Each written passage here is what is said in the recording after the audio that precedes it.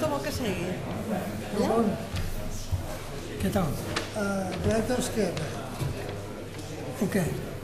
Sí, Ah, Aquí va bé? sí, segueu. jo prefereixo l'esquerra. Primer parla l'Assumpta Montellà, eh? Sí.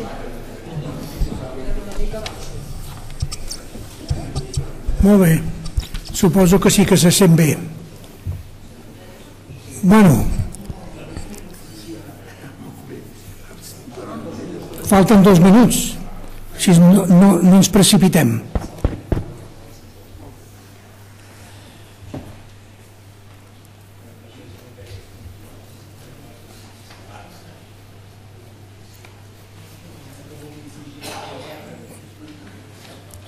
Bueno, ja han passat els 2 minuts. Bona nit a tothom. Bé, jo suposo que a mi em toca presentar aquesta de medicina i l'exili, entre altres motius, perquè jo vaig ser dels que vaig sortir. Jo vaig sortir d'Espanya el mes de novembre, finals de novembre del 1938, just abans de l'acabament de la guerra. I aleshores vaig sortir amb el cotxe que em va fer molta il·lusió perquè tenia 10 anys, amb un cotxe del rector de la Universitat de Barcelona, que tenia un banderín i amb escolta de la policia.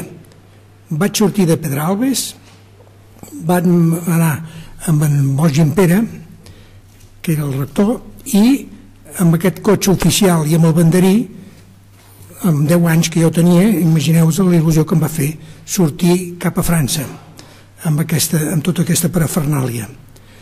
Vam arribar a Perpinyà, allà ja es va acabar la cerimònia, i aleshores, amb gran sorpresa, el meu germà i jo, que jo tenia 10 anys i el meu germà era més jove que jo, vàrem descobrir que allà parlaven francès. Parlaven un idioma que no sabíem quin era. I aleshores vam pujar dalt d'un tren que estava atapeït de gent, que ens vam anar de Perpinyà cap a Carcassonne. I el que sí que recordo és que el tren, que quasi no s'hi cabia de gent, nosaltres érem les espanyol, que no enteníem res del que deien perquè no sabíem francès. Ja sabeu que en aquella època els metges que volien que els fills es dediquessin a la medicina però en plan seriós, ens feien estudiar alemany, de tal manera que jo escric, i encara en sé, escriure en gòtic, perquè m'ho van ensenyar a l'escola alemana, que és allà on em van portar els meus pares, perquè la ciència i els avenços de tot havia de venir d'Alemanya en aquells moments. Després va sortir el que va sortir. El cas és que jo vaig sortir d'Espanya l'any 30, finals del 38, i vaig tornar a l'any 44, havent fet el batxillerat a França per fer la carrera de medicina aquí a Barcelona. Dit això, jo ja penso que no cal que digui res més perquè s'entengui que jo vaig estar en l'exili, però no com a metge, sinó com a fill de metge, això sí, i vaig tornar a Barcelona, vaig fer tot el batxillerat a França i vaig tornar a Barcelona per fer la carrera. Dit això, jo penso que ja no cal que digui res més, sinó recordar que, que després parlarem amb més detall. El Rafael, els Battestini, sí que els recordo molt bé perquè ens vam conèixer a Carcassona, en l'exili. Em recordo molt bé el dia que ells vivien a Montpellier, nosaltres vivíem a Carcassonne, i me recordo molt bé que no sé per quin motiu van venir tota la família de Battestini allà a Carcassona i ens vam conèixer i a partir d'aleshores va començar l'amistat que ja ha continuat sempre més. Bé, en quant a l'Assumpta Montellà, que jo no tenia el gust de conèixer-la personalment, i penso que el millor és que llegim molt somerament el que ella és llicenciada en Història, autora de diversos treballs d'investigació i recerca sobre la Guerra Civil Espanyola i les rutes de l'exili i del llibre. ha escrit aquell llibre que suposo que molts de vosaltres heu llegit, almenys jo l'he llegit, El setè camió, El tresor perdut de la República, i habitualment col·labora a la revista Sàpiens. També és membre activa de les diverses associacions que treballen per a la recuperació de la memòria històrica. Bé, jo penso que no cal que parli més i que cedeixi la paraula en els que han d'exposar el programa. L'Assumpta Montellà i el Rafael Battestini. Que comença l'Assumpta. D'acord.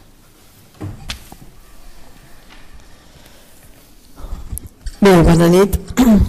Em feia una especial il·lusió poder estar aquí avui amb vostès per poder explicar una història que, tot i que la protagonista d'aquesta història no està dins el ram sanitari, com moltes vegades s'ha dit erròniament, l'Elisabet Ademens no és infermera, no era infermera, sinó que era mestra. El que passa que la seva actuació dins l'exili en la França ocupada va acabar sent una activitat de primer ordre sanitari, com és la fundació de la maternitat d'Elna, on van poder aixoplugar-se 597 dones embarassades que van poder parir en aquella casa, lluny del drama d'Argelers, lluny d'aquella platja on la mortalitat infantil era altíssima. Abans de res m'agradaria però explicar una mica el començament de tot plegat, el per què va sorgir aquesta història que a mi personalment em va canviar la vida, no només a nivell professional sinó també a nivell personal. La meva feina, la meva tasca de recerca em va portar a fer un treball de camp sobre el tema de l'exili a la platja d'Argelers. Argelers era un tema poc explicat, tot i que allà hi va anar per a mig país. A mi m'interessava molt el tema de l'exili a Argelers perquè allà hi va anar a parar moltíssima gent que no tenien res ni ningú, persones que no podien demanar massa ajuda, gent del carrer, gent anònima, gent que en teoria no surt mai en els llibres d'història, però que a mi m'interessa perquè tinc la teoria que amb la suma de moltes històries petites, menudes, anònimes, acabes fent la història col·lectiva d'una generació. És d'aquesta manera que vaig començar a resseguir històries de persones grans, persones coetànies d'aquell temps, que m'expliquessin la seva vida, els seus records. Això no és fàcil, perquè Argelers va ser un autèntic infern. He hagut de fer moltes coses per poder escoltar moltes històries. He hagut de buscar temps, fer temps, perquè s'establissin ponts de diàleg amb les persones que jo volia parlar, perquè em fessin confiança. I això no es fa ni en un dia ni en dos, sinó senzillament és arribar als llocs on hi ha gent gran, hospitals, clíniques, residències, cafès i bars de poble, i intentar trobar persones coetànies d'aquells fets i que m'expliquin la seva vida. Al principi costa, i per tant hem de parlar una mica de tot i una mica de res. Parlem dels fills, parlem del temps, parlem dels que manen, dels que no manen, parlem del Barça, per exemple. Parlar del Barça t'obre totes les portes. I així, mica en mica, la gent va escoltant, va entenent que no els hi vull cap mal. De mica en mica van entenent que hem de fer preguntes que són difícils de contestar. A ningú li ve de gust mai parlar ni de la guerra, ni de l'exili, ni dels morts, ni de la misèria. I a mica en mica em van coneixent. A vegades em deien, encara ets aquí? I per què vols que t'expliqui la meva vida? Si la meva vida no interessa a ningú. Si sempre manen els mateixos, si no arreglarem res, si aquells que no hi són ja no tornaran. I quan arribaven a aquest punt és quan els deia sempre, justament per aquests que no hi són, vostè m'hauria d'explicar la seva vida. Perquè quan vostè falti, si jo no poso negre sobre blanc allò que li va passar a aquella persona que ja no hi és, en aquesta persona l'acabarem oblidant. I la pitjor cosa que ens pot passar en aquesta vida, la pitjor és que ens oblidin. A més, els deia, tots naixem, vivim i morim. L'única cosa que no mor mai és la paraula escrita. És d'aquesta manera que entenien que recuperar aquest passat és important, i així, en mica, vaig anar trobant persones que em van anar explicant la seva vida.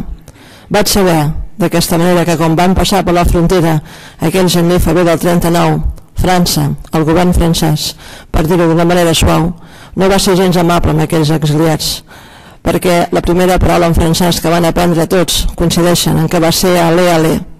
Ale, ale, va vinga, espavila, un cop de colat al clatell, i van ser rebuts de manera barruera per aquests guàrdies senegalesos que eren la colònia francesa en aquell moment, que van portar a tota aquella munió de persones a l'únic lloc on hi havia tanta gent, que va ser la gran platja d'Argelers. Les persones que arribaven en aquella platja es pensaven que trobarien menjar, aigua potable, assistència mèdica, i van trobar una immensa platja plena de sorra i tramuntana. una tramuntana que aixecava la sorra que es clavava com 1000 agulles a la pell, una tramuntana que no els deixava ni avançar ni caminar ni gairebé respirar, una tramuntana que desmuntava les seves fràgils tendes de campanya que feien amb les mantes que duien al damunt amb les canyes de la riera que anaven trobant. Van entendre que allà la gent ja començava a pilonar-se i que el llit seria l'empremta que feia cada cos damunt la sorra freda i humida. A les nits les temperatures baixaven encara més amb el canigó nevat a l'esquena i hi havia persones que em deien que a la matinada, que a l'albada hi havia gent que ja no s'aixecava, estaven morts per les temperatures. Van veure que començaven a arribar uns camions, pensaven que els hi portaven menjar i aigua, però d'aquells camions no van baixar queviures, sinó que van baixar metres i metres i metres de filferrades i es van començar a encerclar com si fos una gran ratera. Ells no entenien per què ho feien això. El govern francès prioritzava la seva seguretat nacional i per tant van veure que amb aquests guàrdies senegalesos no n'hi havien prou. Havien de tenir tota aquella gent controlada i van quedar tancats dins aquelles filferrades. Van passar els dies, van passar els mesos i el fred d'aquell hivern va ser molt rigorós i va començar a morir moltíssima gent perquè hi havia les plagues de sarna, de polls, de pusses, de conjuntivitis, les rates. La gent tenia moltes diarrees i també hi havia càstigs en aquells que es volien escapar. La misèria d'Argelers va començar a fer fills amb aquella gentada. Vaig començar a sumar històries de misèria, històries en què es trepitjava la dignitat humana. I vaig començar a fixar-me que en aquella platja, a més a més del drama d'aquella gent, hi havia encara un altre drama soterrat, perquè vaig posar el zoom arran de terra per trobar una història diferent que era la història de les dones. I em vaig adonar que les dones, argelers, tenien un doble problema, perquè les dones no anaven soles. Portaven les seves criatures amb elles i havien d'alimentar-les. Vaig començar a mirar aquella platja en perspectiva femenina, a fer preguntes de dona. Vaig començar a remenar capses de sabates planes de records d'aquelles dones que estaven en aquella platja, que guardaven encara a les calaixeres de les golfes de casa seva o amb calaixos de calaixeres. Vaig començar a remenar cartes, fotografies, retalls de diari i un dia, amb una d'aquestes capses de sabates d'una dona d'Argelers que era una nena aleshores, em vaig adonar que guardava un petit xiulet de canya. Sabeu que les canyes de la riera havia fet un forat i era un xiulet. Com vaig veure aquell xiulet li vaig dir, què és això? Em va dir, això és un xiulet, un record d'Argelers. En aquell moment no li vaig donar massa importància, vaig pensar que era això, un objecte. No li vaig fer més preguntes, però al cap d'uns mesos més tard, remenant una altra capsa de sabates plenes de records d'una altra àvia d'Argelers, vaig veure que guardava el mateix xiulet de canya, el mateix. I li vaig dir, aquest xiulet és d'Argelers. I em va dir, sí, com ho sap? I perquè és el segon que veig. Quan fas memòria oral i veus una cosa repetida de seguida, has de fer la pregunta. I li vaig dir, per què em fèieu servir aquest xiulet? I vaig notar que aquell dia havíem acabat. No em volia explicar gran cosa més. No vaig dir res més. A vegades parla més els silencis que les paraules, ja ho saben. Però al cap d'uns quants mesos més tard, remenant una altra capsa de sabates, bé, aquesta era de galetes, però servia pel mateix d'una altra àvia d'Argelers, vaig veure que guardava el mateix xiulet de canya, una mica més llarg, però el mateix. I li vaig dir, aquest xiulet és d'Argelers? I em va dir, sí, com ho saps? Dic, perquè és el tercer que veig. Per què em fèieu servir aquest xiulet? Amb aquesta dona ens coneixíem, feia temps, teníem confiança i podíem parlar de moltes coses. I em va dir, tu saps que la mare, m'ho havia dit més d'una vegada, la mare estava preocupada pel meu germà petit perquè es constipava sovint i agafava febre. I amb el ranxo de les llenties i el bacallà sec que ens donaven no entraven medicaments. Si agafaves febre i no te la curaves, després podia venir una pulmonia. I amb una pulmonia, amb una criatura, te n'anaves a l'altre món.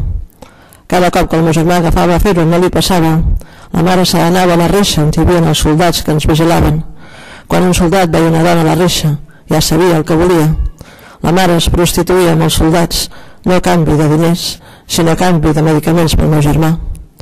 Nosaltres érem nenes, però ho veiem tot, i les nostres mares sempre ens deien aneu mai a la reixa, i ens feien aquests xiulets amb les canyes de la riera de la platja, ens penjaven al coll amb un cordill i ens deien, i si algun dia aneu a la reixa us acorralen, agafeu el xiulet i xiuleu. Això era el xiulet. I això va ser la punta de l'iceberg d'un drama que ningú mai havia estirat. Perquè la següent pregunta era, i quan teniu la regla? Un mes, 2, 3, sense poder-se sugar ni rentar ni canviar. Em van dir la regla ens va desaparèixer. Amb el poc que menjàvem estàvem tan primes, estàvem tan desnutrides que la regla se'ns en va anar. No hi havia pensat mai. I per això encara ens anava a favor, em van dir. A favor? A favor de què?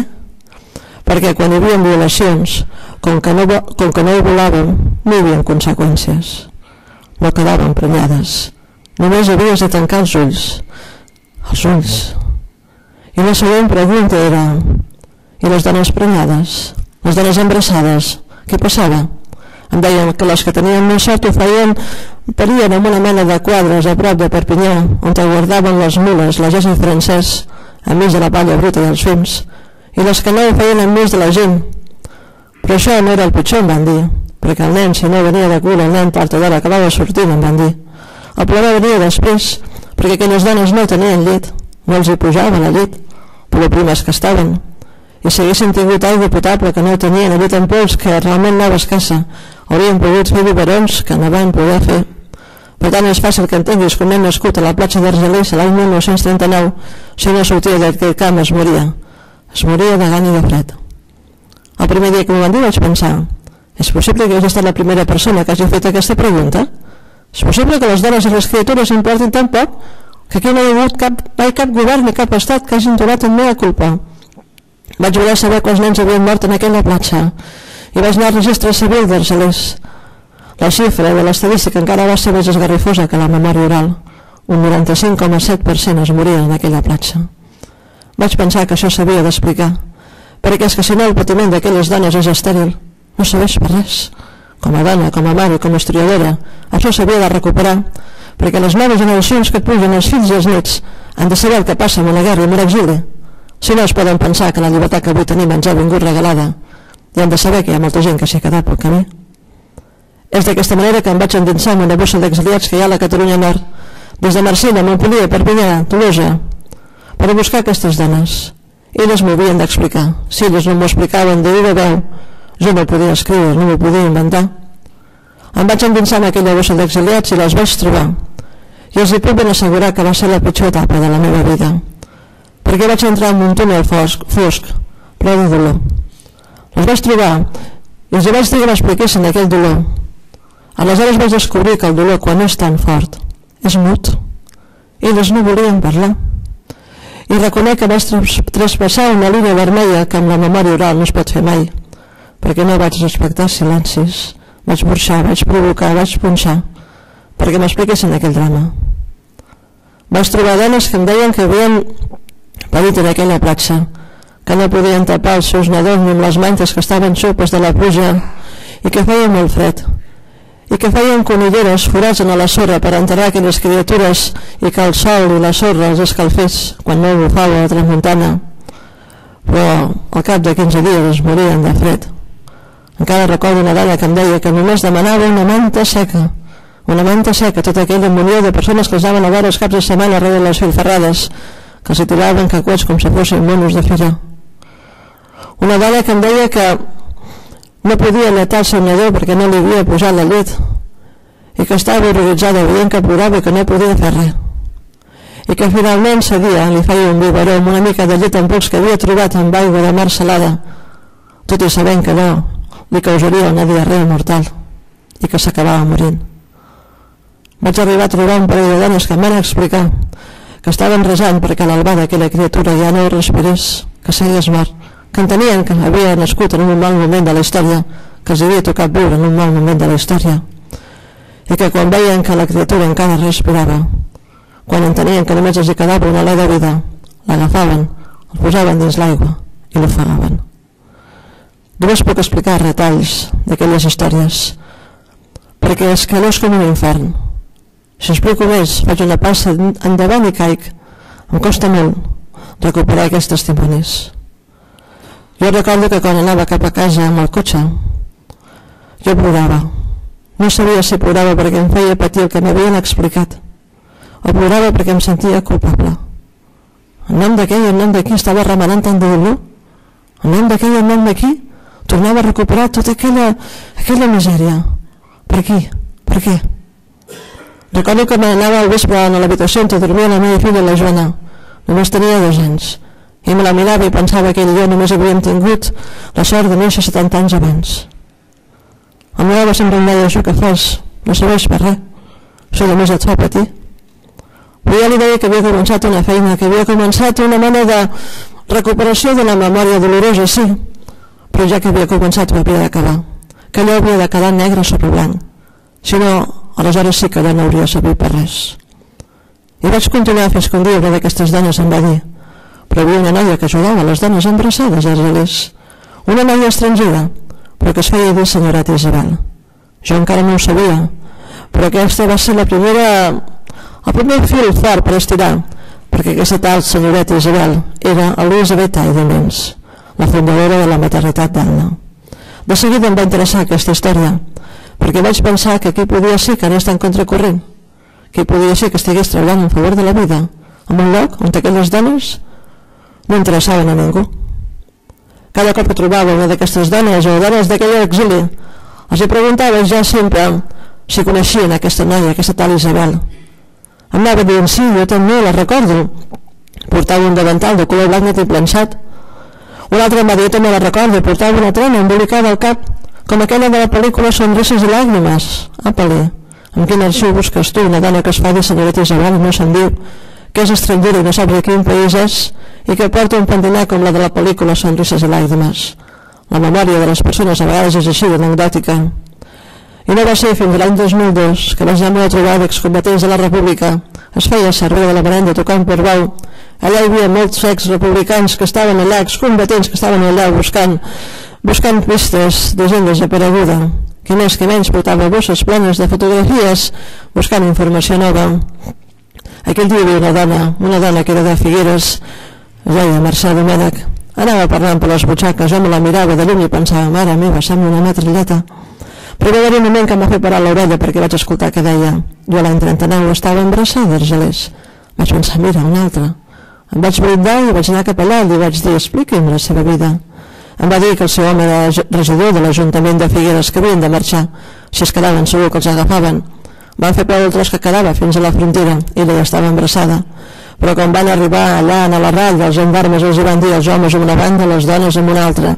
Ella es va quedar en una zona de dones d'Argelers.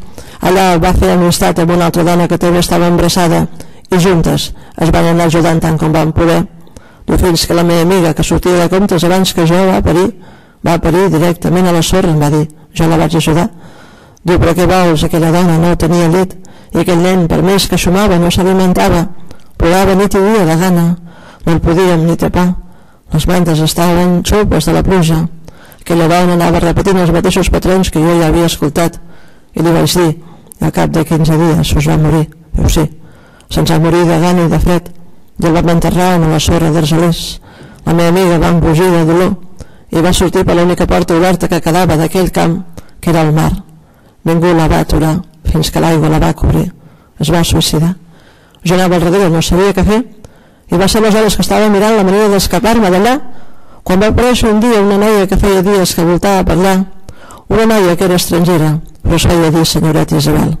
Tornava a sortir la Isabel dels meus testimonis anteriors, però semblava que aquesta dona tenia un record més ben construït. Em va dir que aquesta tal Isabel havia muntat una mena de maternitat casolana a prop d'allà, a Elna, la població tocant a Perpinyà, era una dada important. Ell va dir que en aquesta mena de maternitat ella podria parir en privacitat i sobretot li podria garantir la supervivència del senador. Ella es va apuntar ràpidament a aquesta alternativa i el dia que varen quedar la va anar a buscar amb ella i a 7 embarassades més del camp les va pujar en una destartalada furgoneta que ella mateixa conduïa i ens va portar en aquesta casa. I quan em diu això em treu de la seva bossa de fotografies una bossa d'una fotografia, una fotografia d'una casa gran, una casa esplèndida, una casa amb uns grans finestrals, una casa amb una gran cúpula de vidre damunt de la seva teulada, cosa que li donava un aspecte molt senyorial. Com vaig veure la fotografia li vaig dir: aquesta casa és com un palau, com és que va anar parant aquesta casa? Ell em va explicar que sí, que realment el contrast era molt fort, va dir d'Argelers anar parant aquell petit palauet, però allà a peu d'escala la senyoreta Isabel els hi va donar les primeres normes, els hi va dir: mireu, aquí tots som dones i entre totes ens hem d'ajudar, Per tant, la que estigui més bé físicament, que faci el terra, que faci els vidres, la que estigui delicada, que cuini, la que sàpiga cosir, que cosi, i entre totes ho farem tot. Vam pujar dins la primera planta, que és on dormiríem les 9 vingudes. Vaig veure que tenien unes taules largues que tant servien per planxar com per cosir, com per canviar els bolquers d'uns nadons que havien nascut. Els tenien de 2 en 2 capiculats amb capses de fruita buides, per tant les caixes de fruita en els seus bressols, i nosaltres ens volíem fer dormir amb uns llits plegables. Res de l'altre món, em va dir, però estaven fets amb uns llençols blancs, blanquíssims. Com vaig veure aquella blancor? M'explicava. Jo em vaig espantar. Li vaig dir, senyoreta Isabel, Joaquina, puc dormir? I ella em va dir, per què no? Dormint com vaig bruta, vaig plena de polls, portava una manta que caminava sola dels polls que duia, em brutaré aquells llençols tan blancs. Ella li va dir que no es preocupés, dir que li va posar una mena de petroli al cap, que jo dedueixo que devia ser un remei casolà pels polls, i al cap d'un parell d'hores la va fer passar per la dutxa, i la mateixa la va rentar cap a peus, i aquella nit va poder dormir en aquell llit amb llençols, coixí i coixinera. El que feia tants mesos dormint a la sorra d'Argelers que dormint en aquell llit va ser com tocar el cel amb els dits. I l'endemà va continuar el somni. Aquesta tal Isabel la va despertar amb una safata plena de menjar. Hi havia pa blanc, hi havia llet, hi havia mantega, hi havia formatge, i a l'hora de dinar, fruita, verdures, hortalisses, de tot, i no només era el menjar. I la manera que ens tractava ens deia que havíem de reaccionar, que el petit que duíem a la panxa hauria de ser el motor de les nostres vides, que hauríem de tornar a arrencar, que no passava res, que havíem de continuar malgrat les guerres. Era la primera vegada que algú ens ajudava, que no ens apedregaven, que no ens maltractaven, ens cantava cançons, ens animava. Era una dona que ho donava tot a canvi de res. A nosaltres, em deia, que no teníem res per tornar a canvi. Era una dona excepcional. Així vaig poder encarar els darrers 15 dies del meu part. Em vaig engreixar i vaig poder parir en aquella casa ajudada per aquella dona, la senyoreta Isabel, i totes les dones que estaven en aquella casa. Aquell dia em vaig adonar que havia trobat un àngel, una dona que realment s'havia creuat en el meu destí quan jo ho donava tot perdut. Quan va acabar la seva història em va regalar la fotografia de la casa i em va dir, busqui aquesta casa, busqui aquesta dona, perquè si jo soc viva i el meu fill també, és gràcies a ella. Aquella mateixa tarda no cal que us digui que vaig anar corrents cap a Elna. Elna jo havia anat moltes vegades, Elna és terra d'exiliats, però ningú m'havia explicat res d'una maternitat. Però aquell dia, quan vaig arribar a la rotonda venint per Perpinyà, la primera cosa que vaig veure va ser la gran cúpula de cristall que sobresortia per damunt d'altres teulades. La casa existia. Vaig estar fins davant de la casa, tenia la fotografia a la mà i la casa al davant, la mateixa façana, les mateixes finestres, la mateixa cúpula, però vaig veure que hi vivia gent, hi havia una piscina construïda, hi havia un cotxe aparcat, per tant la casa hi vivia. Vaig pensar que havia de trucar al timbre i entrar, i començar a rumiar què diria quan em preguntessin què hi feia, però la qüestió era entrar i preguntar. Vaig estar trucant molta estona en aquella mena de porta i allà no sortia ningú. Finalment vaig entrar pel jardí. Vaig pensar que potser aquell timbre no funcionava. Vaig arribar fins a la porta de la casa. Aquell dia no hi havia ningú. Per la forma de la casa, per l'aparença, semblava que era una casa d'estiuets. Potser només anaven els estius, a les temporades, els caps de setmana. I quan ja marxava pensant que ja preguntaria qui vivia en aquella casa, vaig veure que en una de les seves parets hi havia una placa que posava en aquesta casa, sota la tutela d'Elisabeth Eidenben, s'han nascut 597 infants. Ostres, ara sí que ja la tenia, ara sí que havia trobat aquella tal senyoreta Isabel, que es feia d'Isabel però d'estrangera, perquè Isabel i Elisabet és el mateix nom. Ara ja sabia on de començar a buscar arxius, havia de buscar només Elisabeth Eidenben, a veure qui era aquella noia. Però la cosa que més em va sorprendre va ser el nombre de nens. Jo pensava que aquesta tal Isabel o Elisabet, com li voleu dir, havia salvat unes quantes dones que passaven per là. Quantes? 5, 10, 20, 30, 40, 50, 100, 200, 300, 400, 500? Em faltaven 3 per 600. 597 criatures que jo sabien que eren vives perquè havien nascut en aquella casa, perquè jo sabia que si naixien 12 quilòmetres més avall en aquella maleïda platja d'Argelers només duraven 15 dies. En aquella dada de l'any 2002 ja teníem el Google, aquesta vareta màgica que és internet i que tant ha canviat la vida de l'investigador. Vaig teclejar Elisabeth Eidenben maternitat d'Elna i em va sortir que feia ben poquet, que per això hi havia la placa a la paret, el govern d'Israel li havia donat ja la medalla de l'ajuda de les nacions des del govern d'Israel per la seva ajuda als jueus durant la Segona Guerra Mundial. Em va ser fàcil començar a estirar el fil de la història pel final. A internet hi havia una mena de pàgina web on hi havia la mateixa Elisabet, aleshores amb 92 anys, que havia anat a recollir la seva pròpia medalla.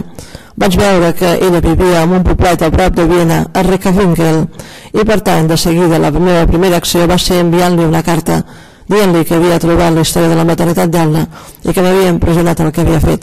Li demanava, sisplau, si em podia ajudar a recuperar la seva pròpia història. He de reconèixer que no les tenia totes, perquè vaig pensar que potser sí que era viva, però amb 92 anys aleshores tindria el cap clar, em voldria ajudar. Però per sort em vaig equivocar, perquè al cap de 15 dies justos vaig rebre una carta de l'Elisabet Aidemens a casa meva, amb un correc de castellà. Jo li havia enviat la meva primera carta en francès, pensant que potser en francès aniria millor. Ell em contestava que sí, que era responsable de la maternitat d'Elna, l'etapa més important de la seva vida, i que estava molt bé que hi hagués algú que volgués recuperar la seva història, però que estàvem lluny una de l'altra, jo a Barcelona i ell a Viena, però que si volia podíem enviar cartes una a l'altra amb preguntes i respostes. Al final de la carta hi havia un detall significatiu. Em deia: veig que vostè m'ha escrit en francès, ja veu que jo li contesto en castellà. Per tant, si vol, jo li suggereixo que les dues continueu amb els dos idiomes, vostè en francès i jo en castellà, perquè les dues segurament fem faltes i així ens podrem anar corregint. Vaig pensar que si en 92 anys encara volia fer idiomes és que tenia al davant una gran dona, com així va ser. Vaig començar una correspondència epistolar amb l'Elisabet Aidemens gairebé 7 o 8 mesos, fins que un dia ella em va dir que em volia conèixer, que hi havia una cosa que per carta no me la podia ensenyar. Aquell dia vaig agafar una via directa cap a casa seva. Damunt de la seva taula vaig trobar més de 800 fotografies de la maternitat d'Elna, tot ordenat d'una manera cronològica, tot amb una precisió suïssa, mai més ben dit. Aquell dia em vaig adonar de la força d'aquella història, perquè aquella dona ho havia guardat tot, tenia totes les imatges d'aquella història. Vaig veure infermeres suïsses, voluntàries del Servei Civil Internacional que ell havia anat buscant perquè l'ajudessin en una tasca que d'entrada era una ajuda humanitària que va seguint una ajuda sanitària de primer ordre, com dèiem a l'inici de la xerrada d'avui. Per tant, vaig començar a entendre que allò era una gran història. Quan vaig arribar amb totes aquelles fotografies escanejades i amb el coneixement del que ella m'havia anat explicant, va ser aleshores quan vaig fer un article per la revista Sapiens, explicant la història d'aquesta dona, explicant la història d'Argelers i de com ella va salvar aquests 597 nadons. Ella havia guardat centenars de nens que van néixer en aquella casa i que han volgut reivindicar la seva pròpia història. Va ser d'aquesta manera que la història del meu llibre va ser la possibilitat en la qual jo vaig poder posar negre sobre blanc la història d'aquelles dones, d'aquelles persones que van veure com aquell drama de la guerra se'ls endú als seus fills. Però d'aquesta manera també vaig poder escriure sobre una dona, l'Elisabet Aidemens, que, tot i que era mestra, va poder exercir una feina sanitària amb unes condicions que no sempre, evidentment, van ser favorables, enmig de la Gestapo, enmig dels nazis, enmig de la França ocupada. Penso que històries com les de l'Elisabet Aidemens i la seva maternitat d'Elna ens poden inspirar per entendre que aquest món encara hi ha solució, si pensem que persones com ella ens demostren que encara podem confiar en el gènere humà. Moltes gràcies.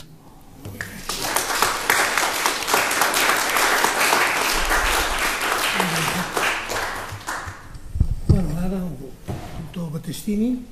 Sí. Moltes gràcies.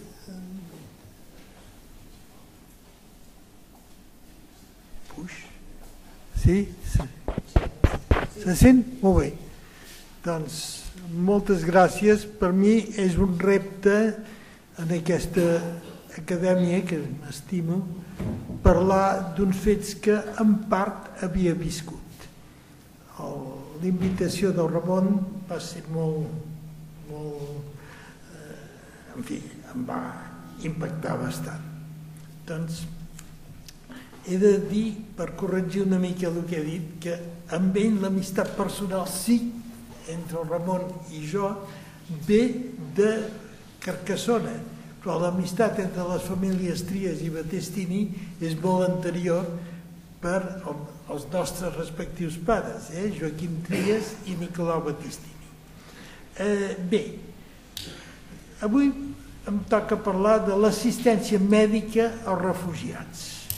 Si l'exili és sempre una tragèdia, el del 1939 va ser un dels episodis més negres de la història de la humanitat. El sadisme dels vencedors d'aquella guerra incivil fou immens, amb un caudillo com a responsable principal. Aquell conjunt d'actes inhumans foren el preludi dels que vingueren després a la Segona Guerra Mundial. Es van acarnissar contra uns fugitius, els refugiats. De primer vingué l'èxode, fou relativament breu, unes setmanes, una autèntica desbandada, fugint per uns camins gelats, amb un calçat dolent, persones que no estaven gens avesades a caminar, mancant menjar, mancant aigua, amb els avions a sobre, també més els Stuka que els Messerschmitt. És curiós perquè l'Stuka era un bluff que no va passar la prova de la batalla d'Anglaterra. No en va tornar pràcticament ni un. En canvi, van fer uns estranys tremendos. Amb el seu bombardeig en picat, contra uns civils indefensos, feien meravelles. En canvi, el Messerschmitt, el millor avió alemà en aquella època, passaven a 500 per hora i només els impactes eren relativament petits. La gent temia molt més l'Stuka que els Messerschmitt. Durant aquest èxode, el nombre de ferits, malalts, amb lesions en els peus, fou immens. Els que tenien més sort eren atesos en hospitals de sang, que anaven fugint, hospitals depenents de l'exèrcit republicà. El darrer d'aquests hospitals fou a Prats de Molló, ja en territori francès, amb un responsable francès i de metge, el capità Pissunyer, fill d'August Pissunyer, i amb un infermer famós, l'escriptor Artur Bladé d'Esmovila, que ens en parla. Després d'aquest èxode vingué la desbandada.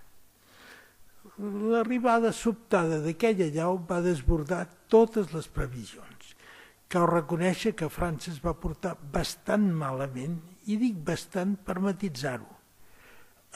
Les previsions més pessimistes preveien de 200.000 a mig milió de refugiats. Va arribar una llau de 1,5 milions, o sigui, 3 vegades més de les previsions més pessimistes. Clar, això va desbordar totalment les previsions dels francesos. S'havien previst barracons, es van haver d'improvisar camps de concentració.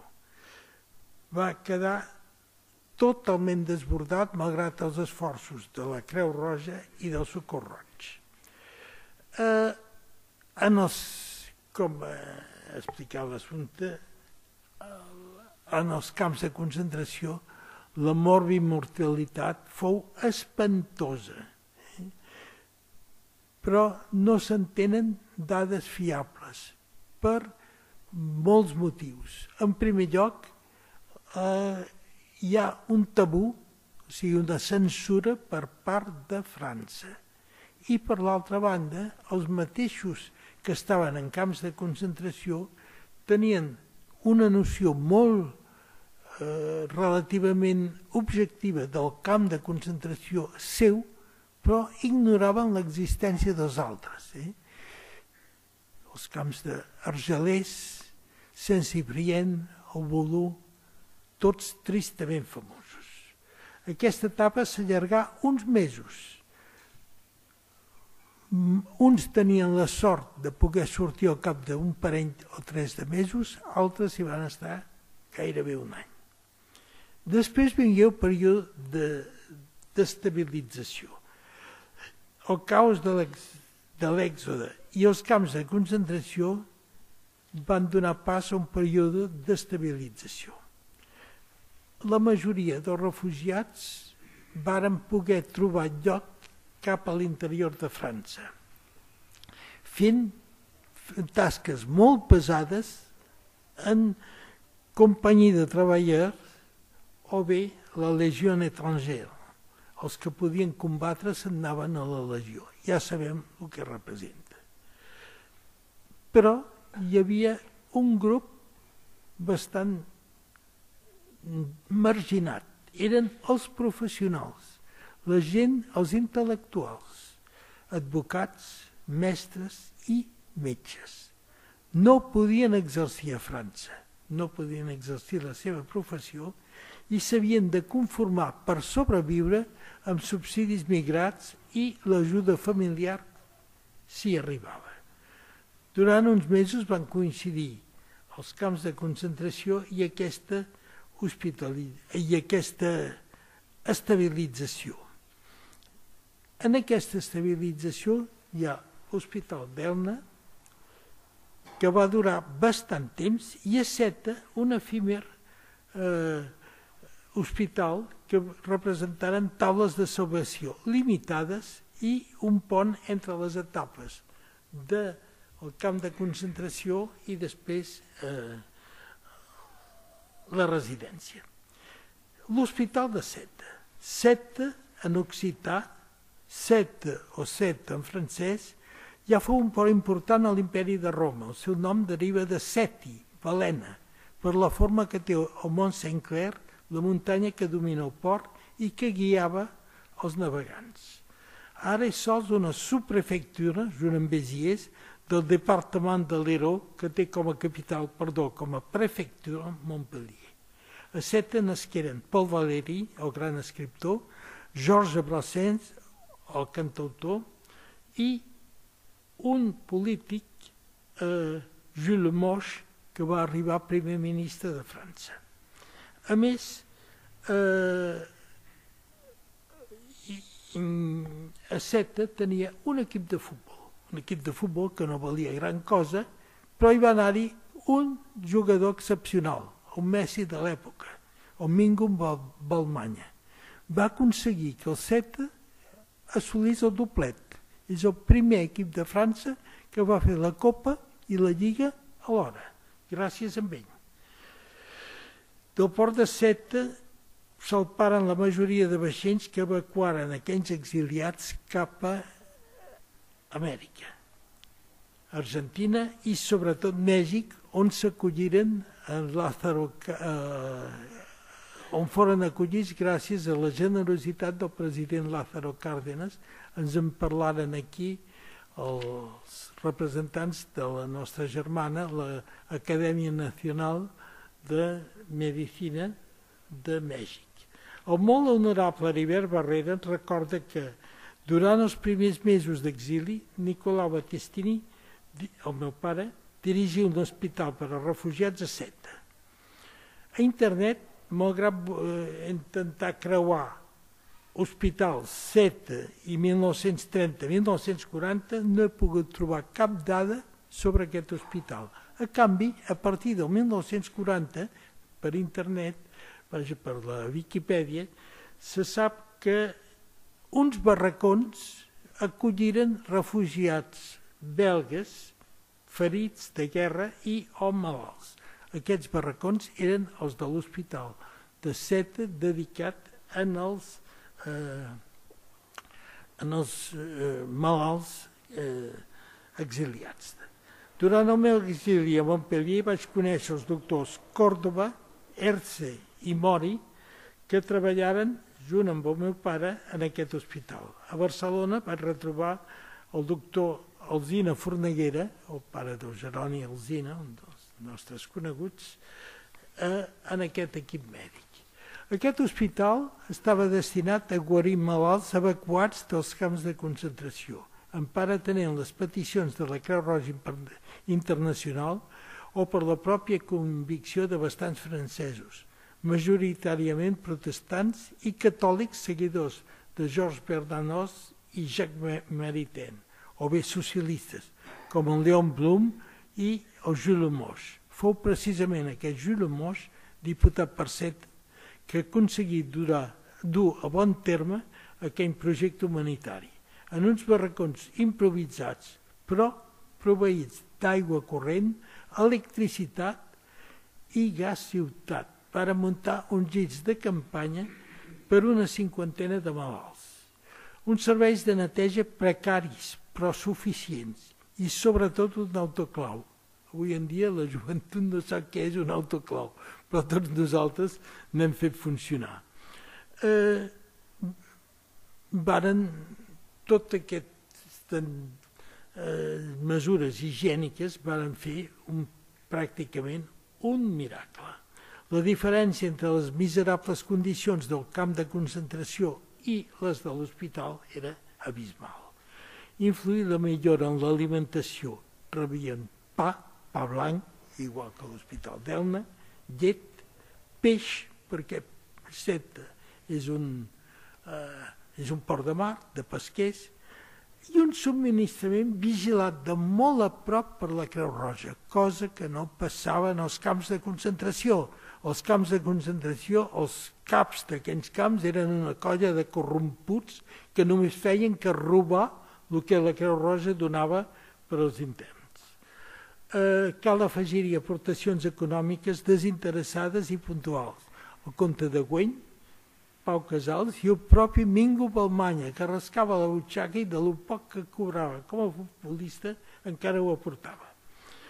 El personal, metges, infermers i operaris diversos, procedia d'uns camps de concentració dels que sortir era una gran sort.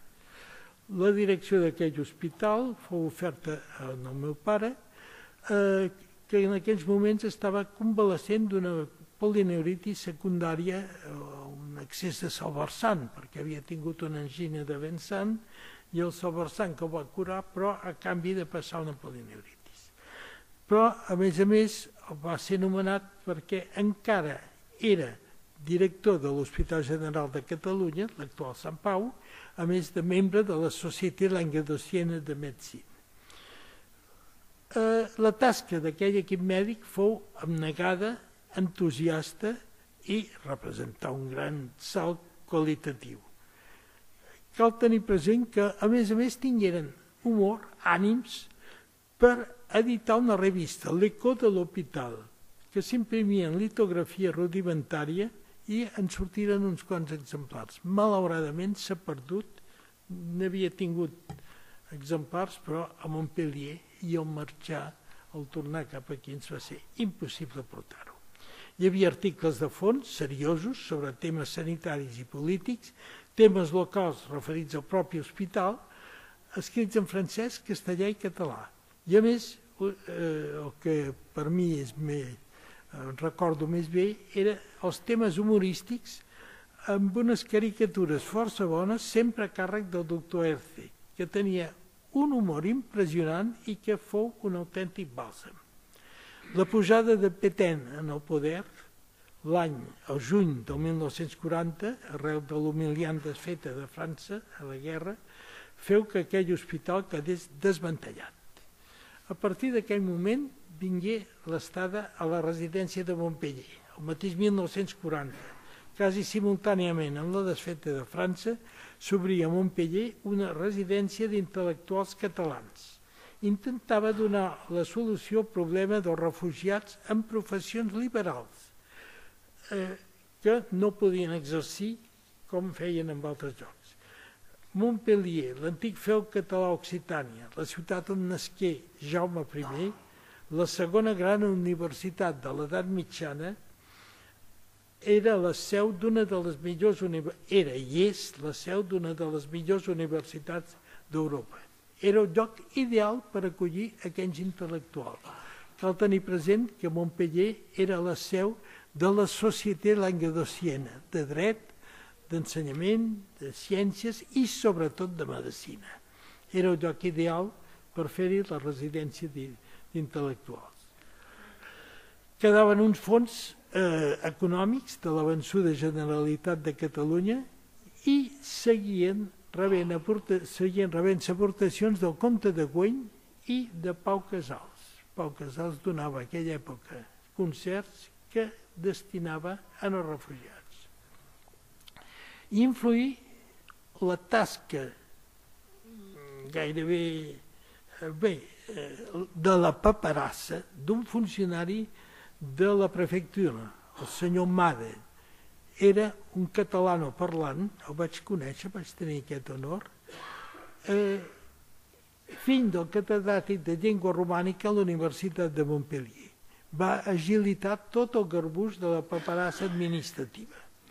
També fou decisiva la bona predisposició de M. Zuccarelli, al batlle de Montpellier. Era un polític de tarannà proper a la democràcia cristiana francesa, que sempre es mostrà propera a la República i als refugiats, i tenia un origen cors. Per tant, sempre es mostrà molt favorable als catalans, ja que jo vaig conèixer el seu fill i havia arribat a estar a casa seva. A Montpellier, la comunitat protestant, l'Église réformée, es mostrà sempre acollidora. Els catòlics quedaven dividits entre els seguidors d'en Claudel, totalment hostils als refugiats, i els de Bernanos, amb el bisbe de Montpellier, Monsenyor Jean de Perret, que es mostraren sempre molt favorables. Cal esmentar que amb la derrota de França, la majoria silenciosa, els que callaven perquè no tenien res a dir, van canviar d'actitud amb els refugiats. Ja no eren uns derrotats menyspreables, també havien d'estar derrotats per un enemic comú.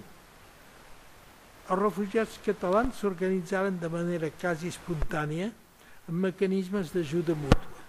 El molt honorable Heribert Barrera ens torna a recordar. Establert a Montpellier, Nicolau Battistini visità gratuïtament els refugiats malalts. Els pocs supervivents, ell ja no hi és, malauradament, que quedem d'aquells anys ho recordem sempre amb agraïment i afecte. També l'escriptora Conxita Ventosa escriu: en passar per Montpellier, el petit Abel, divendres passat vam sopar junts, el petit Abel tenia molta febre. Al visitar el doctor Battistini i el meu fill millorar. Varen poder seguir. Van seguir cap a Mèxic. Cal recordar que si bé oficialment un metge no podia exercir com a tal, sí que li era possible visitar i medicar gratuïtament, però fins i tot acceptar un regal en espècies. Jo recordo que el meu pare havia fet visites per mitja dotzena d'ous, com a regal. No en demanava mai, però alguns li feien. A més del meu pare, van exercir a Montpellier els doctors Còrdova, Erce, Mori, que marxà cap a Mèxic, Pomarola, que ho feu el mateix any però cap a l'Argentina, i Torres, el pare del poeta Màrius Torres i del polític Víctor Torres, mort l'any passat. L'actitud de la majoria dels metges de Montpellier fou curiosa. Eren molt estrictes a l'hora de prohibir un exercici remunerat. A canvi, toleraven una compensació sempre migrada en espècies. Alguns grans patrons convidaven metges catalans, particularment el meu pare, a les seves sessions clíniques i, quan era necessari, ingressaven refugiats malalts als seus serveis, pràcticament sense ni discutir el diagnòstic. El que havia dit un metge refugiat, ells ho acceptaven. Per corporativisme, el professor Delmas, molt amic del teu pare, era un ginecòleg, però a més un filonazi declarat. Jo l'havia vist anant pel carrer cantant Dois la Liberales, que per nosaltres era tremendo. Però aquest home sempre protegia els metges exiliats per corporativisme, molt sovint amb vehemència, s'enfrontava amb qui fos, però sempre fou eficaç i sempre protegia. Cal tenir present que com a ginecòleg era el ginecòleg de les dones dels oficials alemans que manaven, més les dones que els oficials. Aquell llarg exili, amb la desesperança i l'avorriment propi, va donar una sèrie de patologies. Depressions, amb escapaments cap al tabaquisme responsable de problemes respiratoris, circulatoris i digestius, o l'alcoholisme, propici en aquella regió vitivinícola, provocant trastorns psíquics agreujats per problemes hepàtics.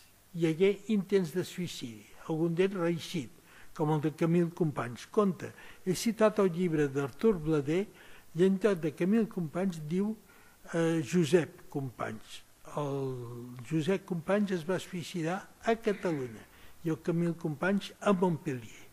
Això m'ho van confirmar el propi Heribert Barrera i la Teresa Rovira, la filla de l'escriptor Rovira i Virgili, que avui surt amb una pàgina sencera a l'Avui, perquè li han retornat part del que li havien expoliat dels papers de Salamanca, com si fos d'aquells. Camil Companys es va suïcidar en saber la mort del seu germà. El crim polític més repugnant que hagi viscut, en paraules del Pandit Nehru, que conegué personalment a Companys. Cal citar, a més, raquitisme infantil, dèficits de creixement i o de dentició. Això ho vam patir el meu germà i jo i molts altres companys. Els clàssics panellons, l'eritema perni, freqüentíssims en aquell any. Processos respiratoris en predomini de la tuberculosi pulmonar. Tota una sèrie de processos. Bé, com a conclusions, com diu Raimon, qui perd els orígens perd l'identitat. Hem de retrobar la nostra memòria històrica. Hem de recordar. No podem oblidar. Si hem de perdonar, això no vol dir perdonar sí, però recordar el que ha passat. Cal saber d'on venim per assegurar els passos de cap on volem anar. Per assolir un futur millor, cal conèixer i estudiar els encerts i els errors del passat. Als anys 30, uns greus errors varen generar un desastre, la guerra incivil o civil, com diguem. A la terrible mortalitat bèl·lica s'afegí la repressió i també l'èxode, amb tota la seva mortalitat. Un 90% de nens morien en els camps de refugiats. El nostre país, arruïnat per la guerra, es va perdre un formidable potencial humà i quedar l'impuls que l'hauria convertit en un dels capdavanters d'Europa. Pensem tan sols en una sèrie de novetats que es van fer aquí. Catalunya va ser el primer país en utilitzar, el primer país d'Europa a utilitzar la insulina, gràcies al doctor Carrasco i Formiguera. Eren capdavanters en les transfusions. Frederic Duran i Jordà ideà o descobrir un sistema de conservació amb l'àcid cítric i aquest sistema es va aplicar durant la nostra guerra civil, durant tota la batalla d'Anglaterra i fins molt més tard les potències feixistes no van aplicar les transfusions perquè havien de fer-ho de donant a receptor directament. O sigui, haguéssim sigut uns capdavanters. Cal tenir present també la cura oclusiva de Trueta o els empelts amb tauler d'escacs de Pere Gavarró.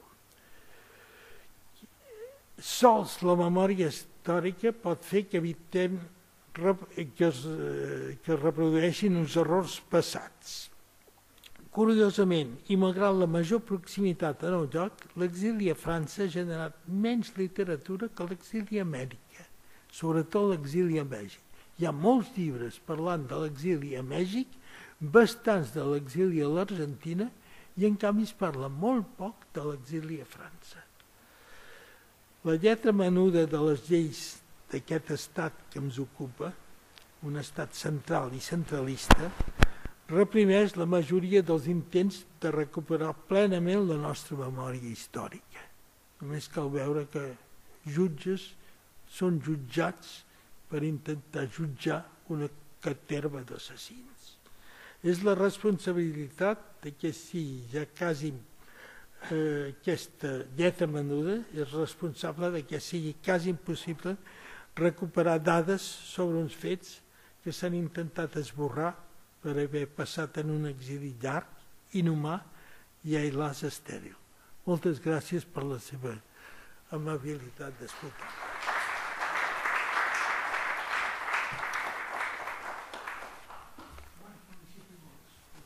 Ponents que ens han explicat molt bé la situació en aquells moments. Personalment vaig viure aquestes circumstàncies a Carcassona i recordo, a títol anecdòtic ara, recordar, per exemple, que els dissabtes els metges francesos militars que estaven en els camps de concentració de Brahms, per exemple, venien a sopar a casa d'en Deltei, que és allà on vivíem nosaltres amb el meu pare i la família. I aleshores nosaltres, teníem això 10 anys o alguna més, sabíem el dia que venien per l'olor del camp de concentració, els que venien a sopar, metges convidats pels metges francesos, i aleshores sabíem dels del camp de concentració per l'olor que feien. De manera que nosaltres de petits sempre estàvem a l'aguait de veure el dia que vindrien els metges aquests dels camps, perquè eren, a part que explicaven anècdotes que ens semblaven molt rares a nosaltres, però sobretot hi havia, recordo això, l'olor que feien que venien directament del camp, concretament en aquest cas a Carcassona era el camp de Brahms, que era a la vora de Carcassona, és una ciutat bastant important, i que jo recordo que amb els meus germans sempre sabíem els dissabtes per l'olor que venien els metges dels camps de concentració d'aquestes institucions. Bé, jo penso que no cal que ens estenguem més, i felicito els dos ponents que ens han explicat molt bé la situació. Jo el Batistín el recordo, el vaig conèixer en l'exili, i des d'aleshores ja hem mantingut sempre la mateixa amistat. Amb ella no, massa jove per tot això. I dit això, si algú vol algun aclariment o alguna cosa... Com es pot produir l'èxode d'1,5 milió de persones? Com es pot produir un èxode d'1,5 milió de persones? Quina responsabilitat tenien en aquell moment la propaganda, la informació que hi havia? Perquè és molt difícil pensar que aquest 1,5 milió de persones haurien estat millor que es haguessin quedat que no pas haguessin marxat. Molts d'aquests realment devien marxar pel temor que tenien, un temor que potser en algunes vegades era excessiu respecte a la seva situació. No hi ha dubte que n'hi havia alguns que estaven, molts que estaven compromesos políticament, però altres que era només per l'angoixa que els hi podia produir la invasió de les tropes en aquell moment de Franco. Realment, quina responsabilitat podia tindre la mateixa informació que d'una forma, diguem així, inclinava a que la gent tingués el temor de la invasió franquista enfront, sense saber el que realment va passar, que després ho van tindre de sofrir en aquests camps d'Argelers i altres. Fins a quin punt ens expliquem que 1,5 milió de persones facin una estampida, com s'ha dit, per anar-se en una situació tan incerta? Doncs mira, molts que deien jo no he fet res, per tant no perillo. Em van fusellar molts d'aquests que ells consideraven que no havien fet res i en canvi aquí els consells de guerra seguien els criteris que seguien, perquè hi havia una sèrie de normes de repressió que eren institucionalitzades. Tinguem en compte que del bando nacional l'escalivada va ser en la mateixa guerra, del bando republicà va ser doble. El moment de guanyar la guerra i de dividir els dos camps, i després tots aquests que figura que no havien fet res, que a més era veritat, no havien fet res, però que ells pensaven que no els hi podia passar res, em van pelar bastants, i això era un dels errors que cometia la gent, de dir jo no he fet res, em quedo malament, perquè aleshores el que no he fet res, baralles de veïns, enveges, totes aquestes coses eren les que feien motivar les venjances, que era una de les coses que més van incidir a última hora.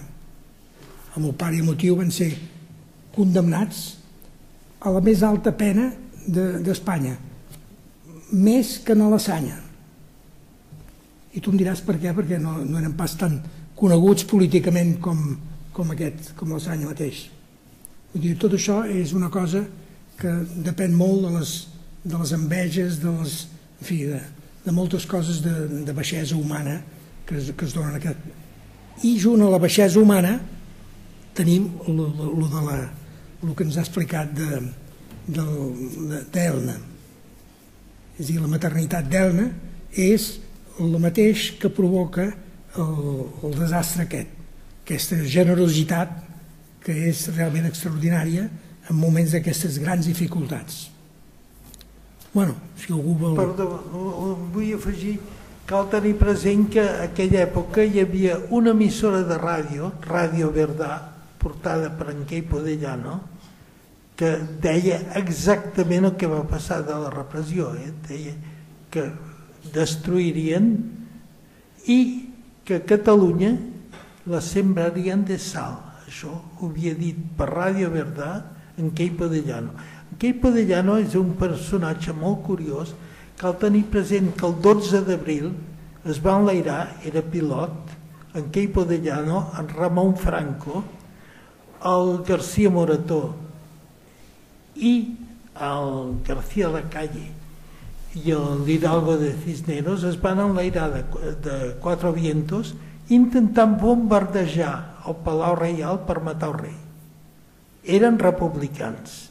En Quei Podellano era el consogre d'Alcalá Zamora. Quan la República, després del Bienni Negre, va fer l'error de destituir l'Alcalá Zamora, en Quei Podellano, maçó, republicà i antimonàrquic, va canviar de bàndol. Cal tenir present que també va canviar de bàndol Ramon Franco i Balmondes, que estiuejava Cabrils i era diputat d'Esquerra Republicana i va canviar de bàndol. I molts altres. I en canvi, generals com, en fi, n'hi havia bastants, fins i tot monàrquics, es van mantenir fidels a la República. L'altre dia es parlava d'un general fabulós que s'ha intentat silenciar, el general Batet. El general Batet es va mantenir fidel a la República perquè, igual que en Franco, havia jurat fidelitat a la República, el que passa que no va voler ser un perjuri. I en Quei Podellano va ser un perjuri, però és que en Quei Podellano el que no se li pot dir és que fos un mentider. Ell deia la veritat. Per Ràdio Verdà deien les veritats i avisaven del que farien.